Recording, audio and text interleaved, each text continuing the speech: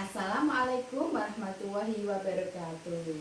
Selamat pagi anak-anak. Bagaimana kabar kalian hari ini? Semoga di pagi hari ini kalian semua diberi kesehatan oleh Allah Subhanahu wa taala. Dan sebelum kita memulai pelajaran, marilah kita berdoa menurut agama dan kepercayaan kalian masing-masing. Berdoa dimulai. Selesai. Nah anak-anak, kemarin kita sudah belajar tentang bagaimana cara perpindahan kalor. Kemarin kita sudah belajar tentang bagaimana perpindahan kalor dengan 3 cara. Yang pertama yaitu dengan cara konduksi, yang kedua dengan cara konveksi, dan yang ketiga dengan cara radiasi. Nah sekarang kita akan belajar tentang tema 6 subtema 2 tentang perpindahan kalor secara konveksi. Nah sebelumnya kita harus mengetahui apa itu perpindahan kalor secara konveksi. Perpindahan kalor secara konveksi adalah perpindahan kalor yang disertai dengan perpindahan zat perantaranya. Dan pada umumnya perpindahan kalor secara konveksi ini terjadi pada benda cair dan benda gas. Nah, zat yang menerima kalor akan memuai dan menjadi lebih ringan sehingga akan bergerak ke atas. Nah, akan saya ilustrasikan contoh apabila ada setumpuk buku. Nah, kita akan pindahkan ke tempat yang lain. Nah, otomatis kita juga akan ikut kepada penumpukan buku ini. Nah, jadi buku ini namanya ada bisa dikatakan dengan energi panas dan yang memindahkan adalah sebagai medianya. Nah, dari sini kita bisa mengetahui bahwa perpindahan kalor secara konveksi melalui zat perantara.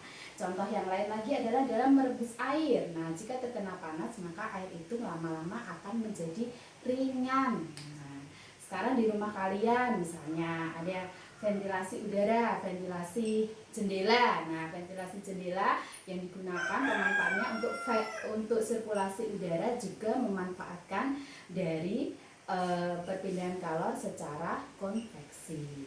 Nah, untuk lebih jelasnya, marilah kita akan melakukan percobaan dengan menggunakan metode eksperimen.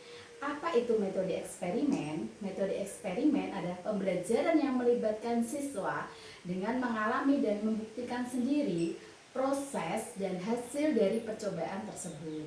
Nah, kita akan membentuk suatu kelompok. Silakan kelompok yang sudah dibentuk kalian bentuk. Nah, kita kemarin sudah berburu untuk menyiapkan alat dan bahannya. Kemarin kita alat dan bahannya adalah gelas, kemudian yang berisi dengan air panas.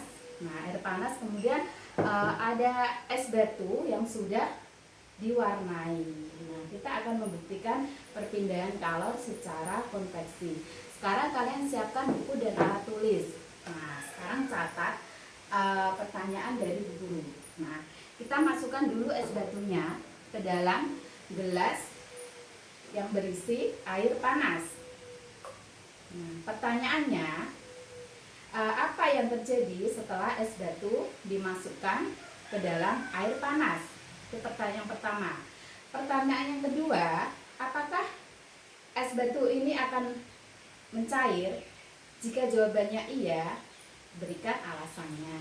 Nah, sekarang kalian bisa mencatat dan mengamati proses percobaan ini. Bagi yang sudah selesai, silakan mempresentasikannya ke depan. Silakan kelompoknya Aira mempresentasikan hasilnya ke depan. Ya, terima kasih, kita beri tepuk tangan kepada kelompok Aira yang sudah mempresentasikan hasilnya secara bagus. Nah, jadi bisa kita ambil kesimpulan bahwa es batu yang kita masukkan tadi ke dalam air panas lama-lama akan mengecil. Nah, sekarang pertanyaan yang kedua, apakah es batu tersebut akan mencair? Nah, jawabannya iya. Es batunya akan mencair. Karena apa? Karena pengaruh kalor yang dilambatkan dari air panas akan memuai dan menjadi ringan sehingga bentuknya menjadi kecil dan lama-lama bisa mencair. Nah, begitu anak-anak. Jadi kita sudah bisa membuktikan bagaimana perpindahan kalor secara konveksi. Untuk tugas selanjutnya silakan kalian kerjakan LKS halaman 83. Nah, sekian dulu pembelajaran dari Bu Guru. Kurang dan lebihnya Bu Guru minta maaf. Kita ketemu lagi besok pagi. Wassalamualaikum warahmatullahi wabarakatuh. wabarakatuh.